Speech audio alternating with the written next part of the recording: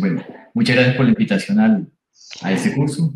En este corto tiempo queremos hablar algo interesante que es, complementando la charla del doctor Ruiz, quisimos hablar la parte de dolor lumbar y diagnósticos diferenciales del dolor lumbar crónico. Dentro de ellos es muy importante mirar los síndromes lumbopélvicos. ¿Por qué? Ya lo vamos a ver más adelante, que tenemos muchos dolores lumbares que no se acompañan directamente por un dolor radicular, como son específicamente la columna.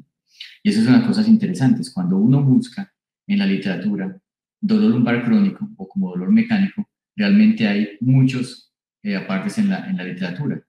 Tenemos pacientes con dolor lumbar y cuando hacemos la búsqueda en PubMed encontramos más de 21.000 artículos asociados al dolor lumbar.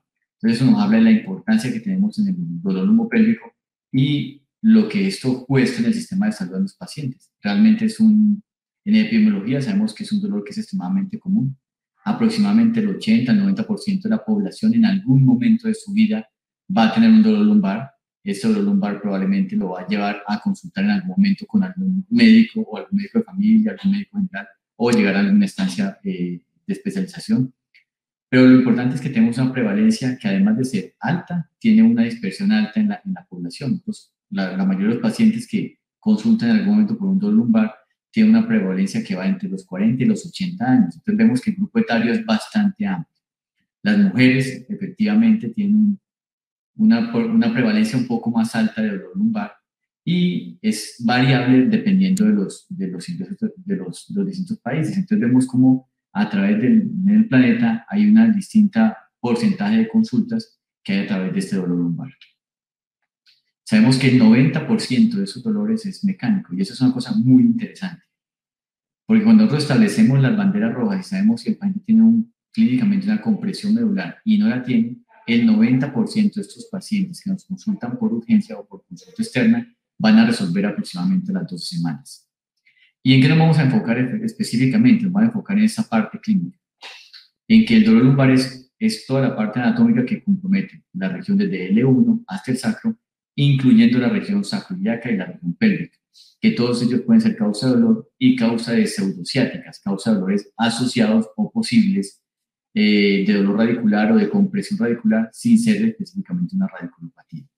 Vemos que en la columna lumbar tenemos muchas estructuras anatómicas. Ya el doctor Ruiz nos habló muy bien de la parte de compresión, la parte de radiculopatía asociada a hernias lumbares, pero también recordemos que tenemos otras estructuras, aparte de los discos, las facetas, los cuerpos vertebrales que nos habló el doctor Ruiz. También tenemos todo el resto de estructuras anatómicas que están alrededor de ellos, entre las cuales también tenemos estructuras musculares o estructuras articulares de la unión sacroiliaca o de las caderas.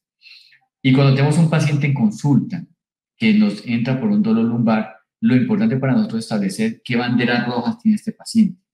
Dentro de ellos tenemos 4 banderas rojas que nos hacen pensar, o 4 circunstancias clínicas que nos hacen pensar en que el paciente pueda tener algo diferente y nos haga evolucionar más en el plan de manejo y en el plan de terapia con el paciente. La primera es ver si hay algún tipo de compresión medular y entre ellas la más grave de los síntomas compresivos lumbares, que es el síndrome de Cauda-Equina.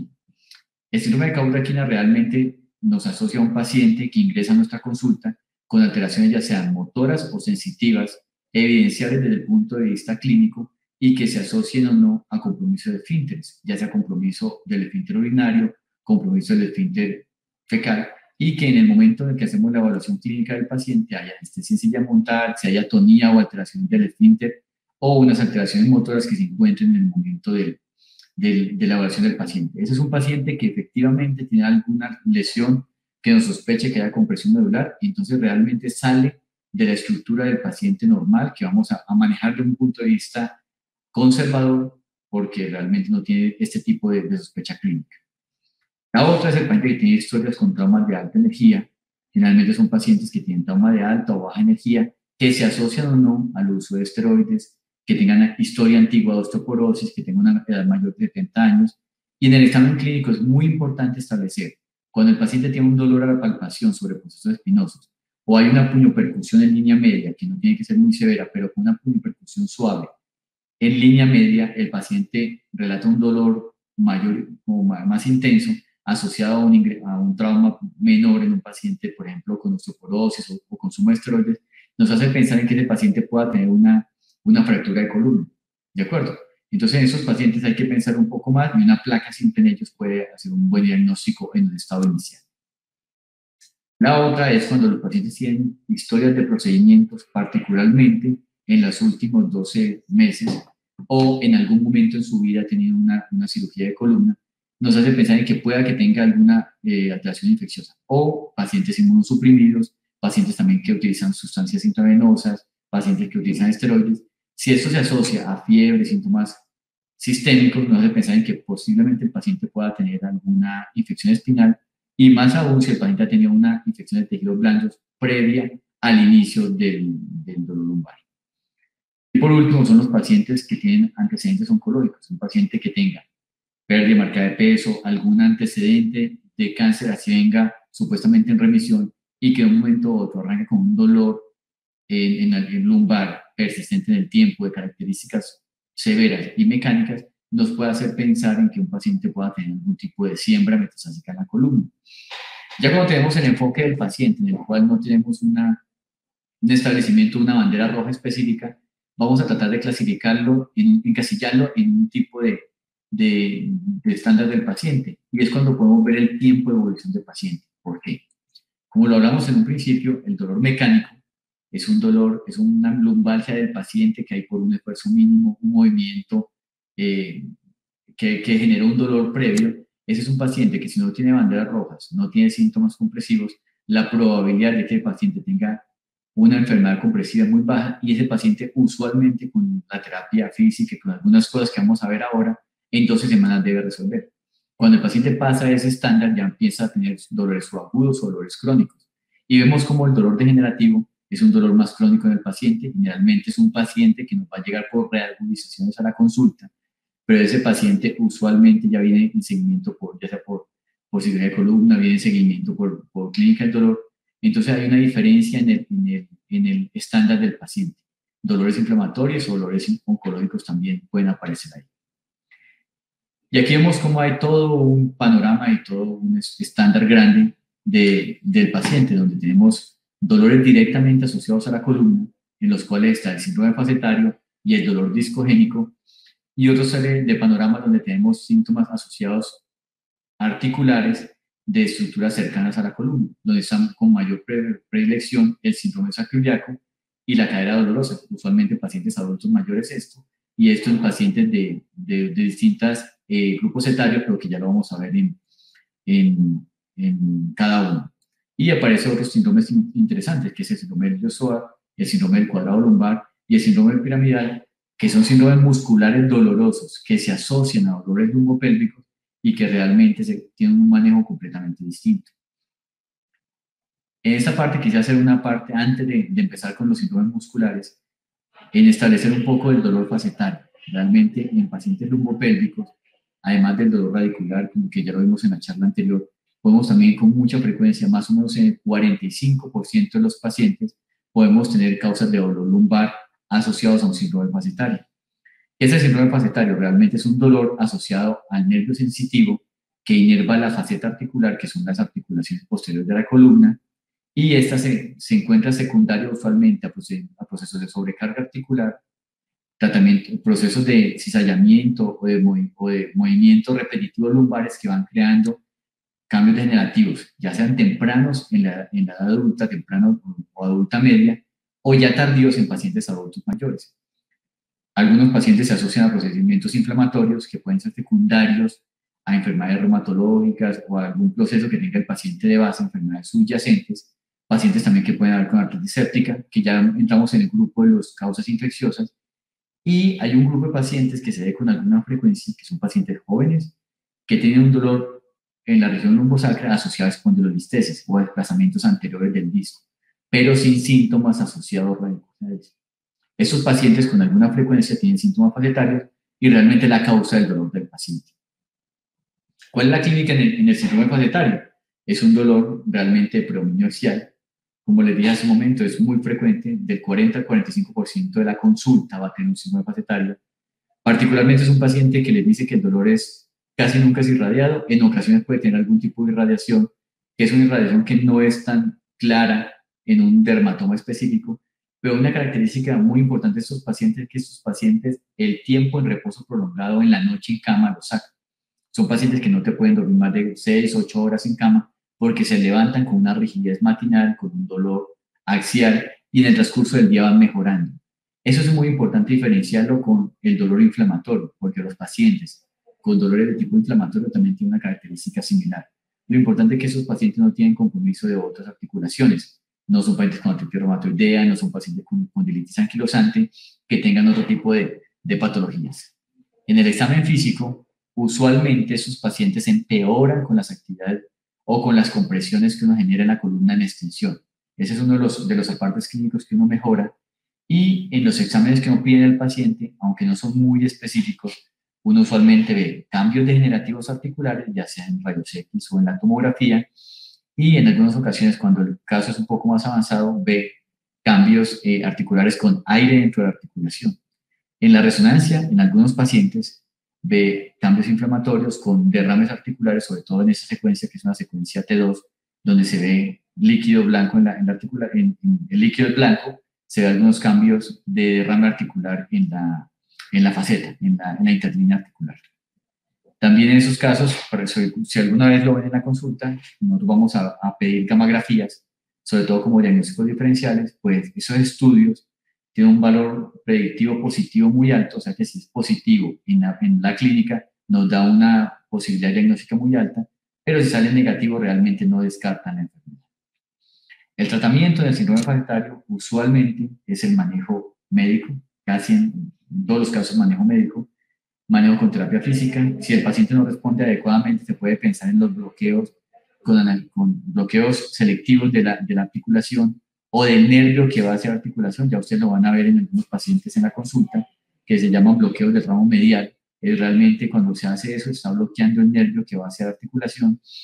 Y en algunos pacientes específicos que tienen recaídas, que responden adecuadamente al bloqueo, se puede pensar en hacer radiofrecuencia.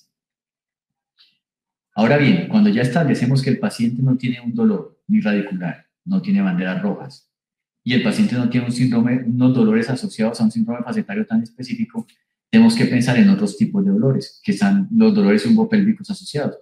Y entre ellos hablamos de los síndromes miofaciales. Entre ellos los más importantes son el síndrome del iliopsoas, del cuadrado lumbar o síndrome piramidal. En esos síndromes usualmente hay un dolor que es más paravertebral y tienen pseudoradiculopatía. No es una radiculopatía tan franca, los pacientes no tienen un LASEC positivo y el paciente usualmente se queja de dolores irradiados hacia la región inguinal o en dolores con una banda palpable en la región paravertebral. Son dolores hacia la fosa ilíaca que en muchos casos esos pacientes los enfocan iniciales como una urolitiasis, pero realmente pueden tener un síndrome de cuadrado lumbar. Así que vamos a empezar con el síndrome de cuadrado lumbar, que es el más predominante de esos tres tipos. El cuadrado lumbar ya sabemos que son una serie de grupos musculares que están en la región paravertebral y que nos pueden producir causas dolorosas. Esos pacientes usualmente tienen puntos específicos dolorosos en la región paravertebral, la más predominante es en la fosa renal, y cuando uno evalúa la clínica del paciente, ellos usualmente tienen más dificultad en el reposo, pero es cuando cambian de reposo a actividad. Cuando ellos están sentados o están de pie, y cuando están sentados o acostados y van a hacer la actividad física del arranque en la flexión espinal, empiezan a tener un dolor paravertebral. Y eso es una de las cosas muy específicas que lo hace pensar en uno en que el problema puede ser un poco más muscular. Como les dije ahora, muchos de ellos se pueden quejar de dolores paravertebrales, de dolores irradiados hacia la región inguinal, de dolores irradiados hacia la cadera, que son pseudociáticas asociados al síndrome de cuadrado lumbar. El otro síndrome que ocurre, que se ve con alguna frecuencia, es el síndrome piramidal. Ese es un síndrome más de pacientes adultos jóvenes, adultos medios. Ahora con el aumento en la actividad física de los pacientes y con actividades de CrossFit, realmente a veces se ve con mayor frecuencia en la consulta.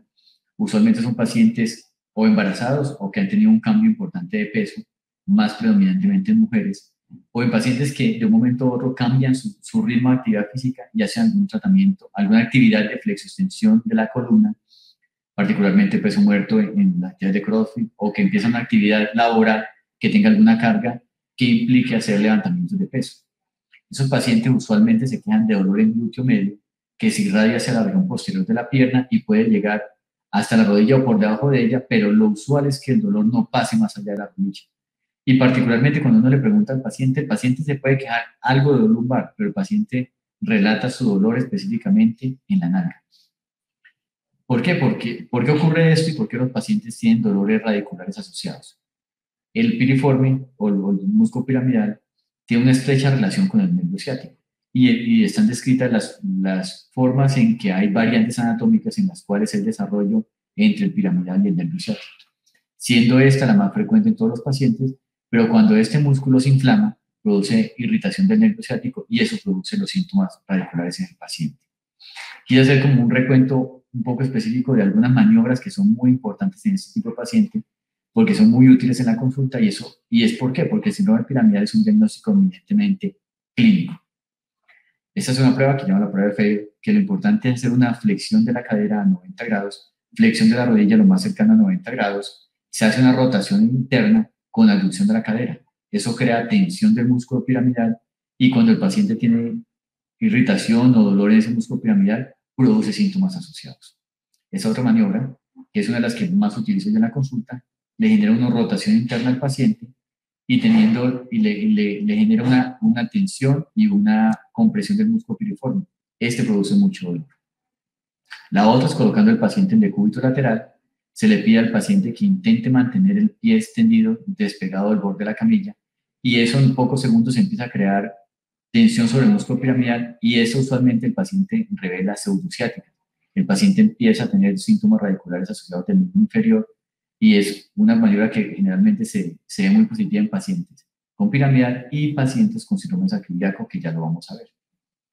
¿Cuáles son los criterios diagnósticos? Realmente el paciente con dolor marcado en la región glútea, pueden tener pseudociática, van a tener sensibilidad cuando se palpa la región posterior o la muesca ciática, que es tocarle la parte de la línea media de la columna, tienen síntomas radiculares, y las maniobras, realmente las actividades de activación del músculo hacen que se positivice el dolor y el paciente empieza a cojear después de que uno lo evalúa.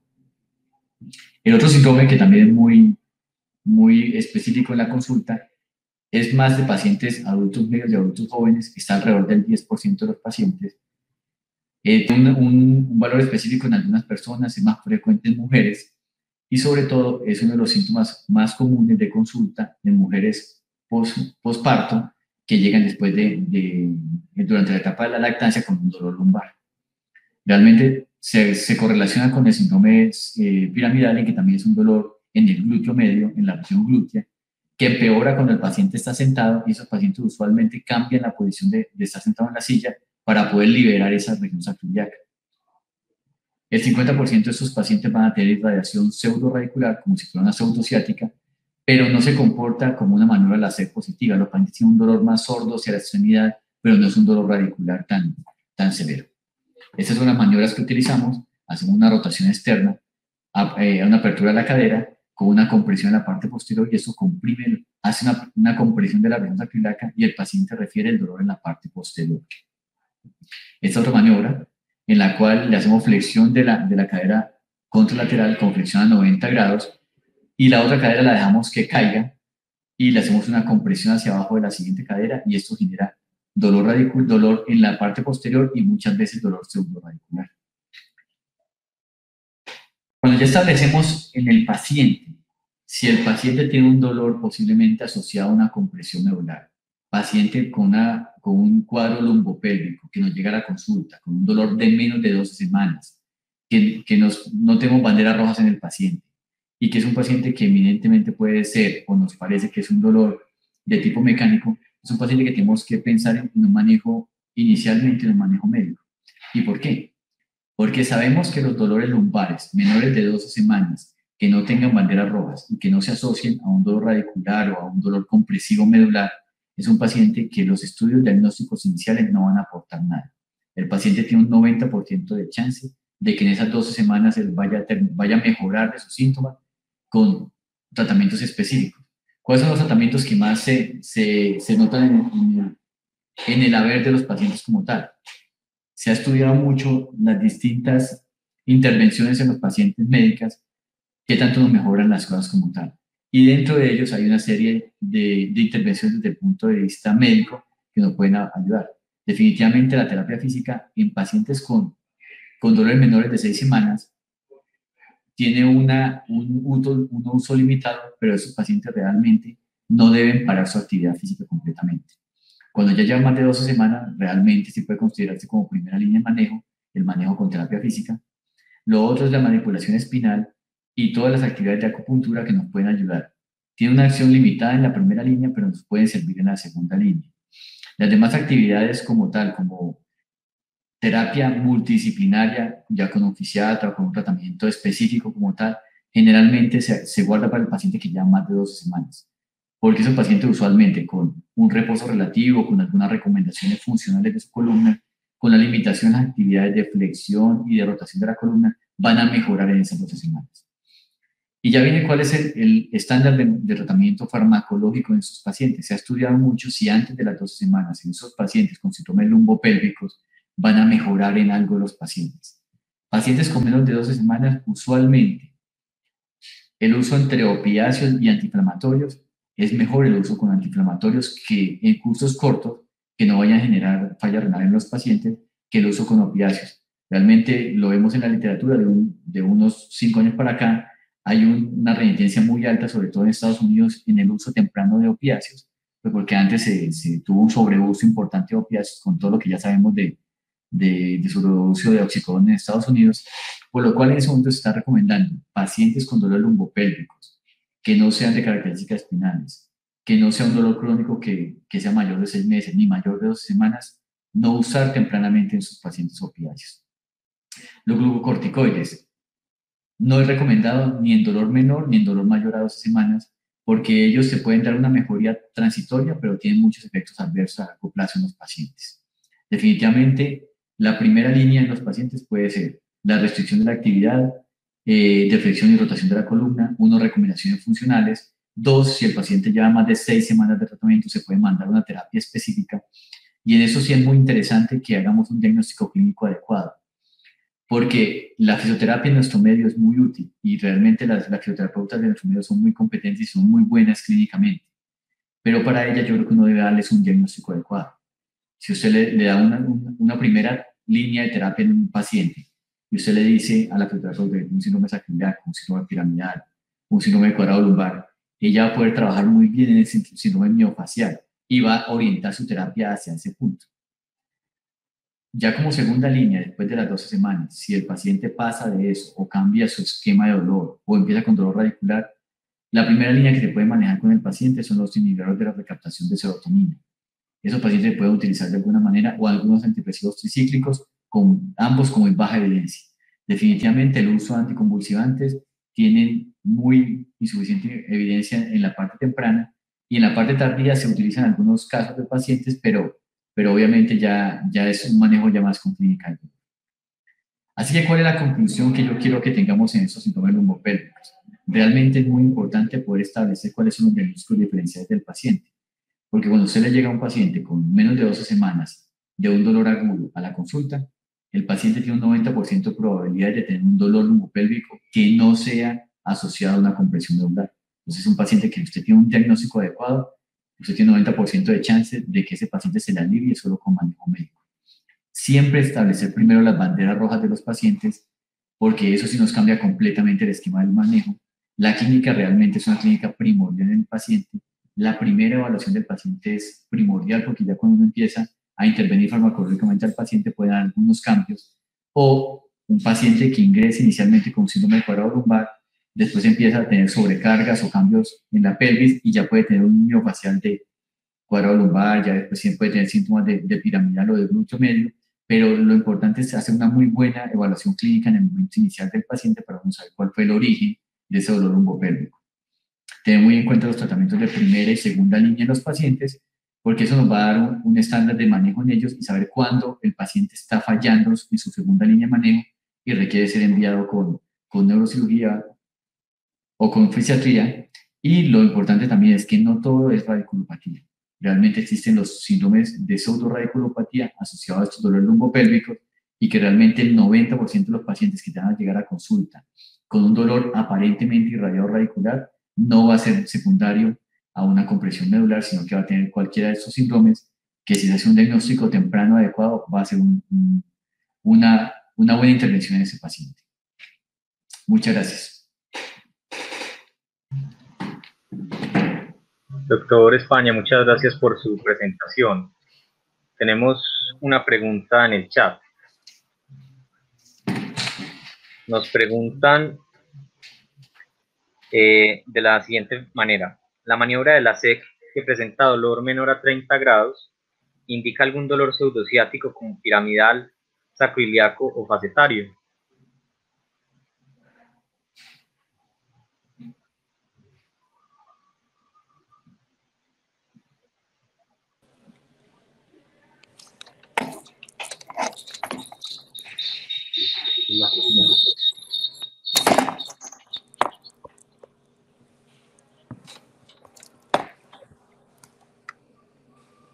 ¿Aló? Perdón, ¿me escuchan? Sí, señor. Perfecto. Espera que tenga ahí un ruido como tal. Sí, señor. Muchas gracias por la presentación. Tenemos una pregunta. Nos preguntan si la maniobra de la SEC que presenta dolor menor a 30 grados indica algún dolor pseudociático como piramidal, sacroiliaco o facetario. Sí, es efectivamente. Realmente cuando tenemos pacientes que se intenta hacer una maniobra de compresión radicular y el paciente hace una